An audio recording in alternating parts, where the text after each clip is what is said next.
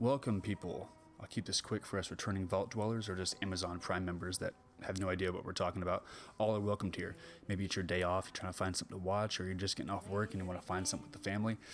It's kind of rated M for mature. It's kind of PG-13 kind of stuff here, so be warned on that. Everyone's welcome, though. Listen, I'm just a fan. I'm not sponsored by Bethesda or Amazon. This won't be a top 5 TikTok cringe top 5 video. I just love the franchise.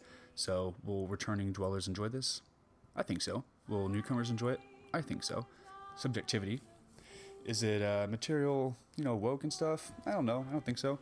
Does it live up to the games? I think so. Let's keep it under 5 minutes. Fallout expands upon the lore of the game franchise, shoving us into the scenes following Vault Dwellers like Lucy, stuck in shelters for generations, guessing the surface conditions, trying to survive in 1950s culture shoved into 2296. We follow another guy, Maximus, a survivor through and through, trying to survive in a faction that cares less about him and more about hoarding electronics, a resurrection of the anti-commie army of the United States, and third, a scoundrel of the waste that has lived since before the bombs fell, seeing the horrors of the United States downfall firsthand, and still here. Why is that? A mystery worth finding out, and kind of keeps us on the toes of learning about the culture, the lore, and everything throughout the story that the Fallout games have given us, in mostly tasteful ways. Mostly. And they mostly come at night. Mostly. Side note, whether you know it or not, big video game and video publishers and studios like Amazon, Netflix have routinely pushed the woke agenda on some of their material, and it has showed that for sure, like much of their stuff so far. Here, not so much. Does it have a main female protagonist? Sure. Does it run a diversity higher? No. I think they put people in the right places for this to spawn a resurrection of a story that we all fell in love with many times through many of the games so far. And for newcomers to the franchise, it does a good job of keeping us on our toes with good story so far. Does it follow the story tropes of modern era cultural trends, picking away at source material? No, and thank God. So, female girl character. She's kind of ordinary, learns along the way. A capsule for the player of the games. Still, she's spunky, somewhat intelligent and adventurous, and she still needs to find a thing. a trope like the rest of the games, a thing I can't say without spoilers. We've seen it before, and her tropes are fine actually. And in the box of Fallout, it works.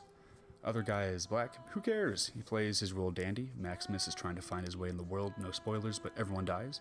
I like this guy. He's quiet, always learning. Would you like to know more? Would you like to know more?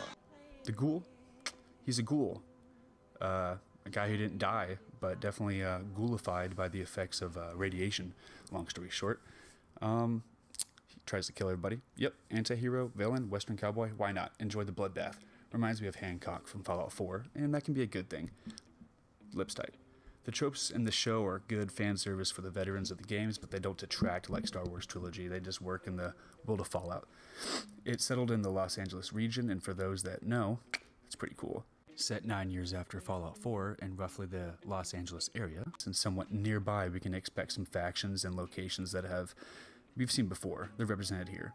For sci-fi, suspense, action, and adventure, you'll find all the tropes. They're tasteful. You'll have the mystery of the vaults and why they can't leave and the dangers of the surface. People get plunged by baby dolls from junk guns. We have the Western vibe and 1950s era culture continued in the post-detonation wasteland of America, inside the vaults and on the surface, the good and the bad. We have factions risen up throughout the surface and of course in the vaults, intrigue vomits all over the scenes. I want to know more every episode. Would you like to know more? But it's not like Lost where I feel suspended in the air for what's next and never get the right answers in a decent amount of time. It's tasteful and so is the blood. I give Fallout who gives a shit out of 10 because who cares what I think. But go check it out for yourself. And remember, class, war never changes.